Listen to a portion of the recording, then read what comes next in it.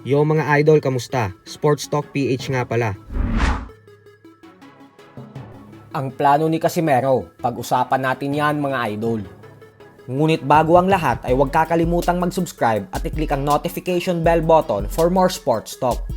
So kung atin nga pong matatandaan ay dahil hawak ng Emperor Promotions ang Mexican challenger na si Alan David Picasso, kaya naman sinamantala nito ang pagkakataon na humingi ng mga payo sa ating pambansang kamao Manny Pacquiao sa kung paano nito tatalunin ang Japanese monster na Oya Inoue noong makasama niya ito sa Amerika sa undercard ng Pacquiao vs Barrios. At syempre kilala naman natin si Pacquiao na hindi madamot magturo sa mga fighters na gustong matuto sa mga ginagawa niya.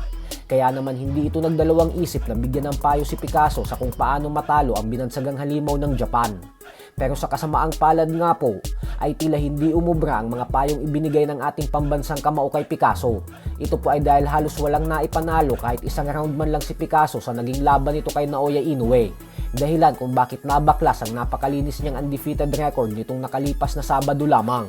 Pero ganun pa man nga po ay ang ikinaganda naman sa naging laban nila ay dahil hindi bumagsak si Picasso sa kabila ng ilang beses siyang tinamaan ng malilinis at solidong suntok ni Inoue.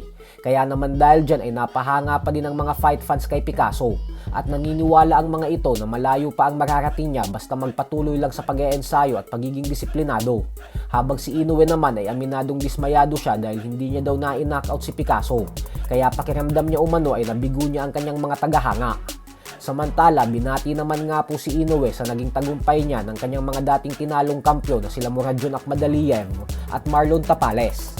Sa kabilang banda naman mga idol ay ibinunyag naman nga po ng former 3 Division Champion angas ng Pinas General Casimero na bukod sa umaasa siya na bibigyan siya ng malaking laban ng kanyang Japanese promoter na si Koki Kameda para sa next fight niya. Gawa ng nangako daw ito sa kanya, ay umaasa din po si Casimero na sana umano ay ang laban na kontra kay Mexican former 2 Division Champion Luis Neri na ang susunod na magiging laban niya.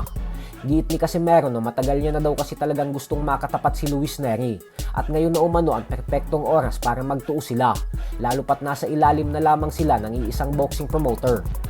Matagal ko na rin gustong makalaban si Luis Neri dati pa. Kagaya ni Inoue, dati nagkaharap na sana kami ni Naoya dahil kaso lang nag-pandemic, so hindi natuloy. So ngayon, kasi nasa isang team kami ni Luis Neri, sana hopefully ibigay sa akin si Luis Neri para sa next fight o kailan niya ibigay, hopefully soon.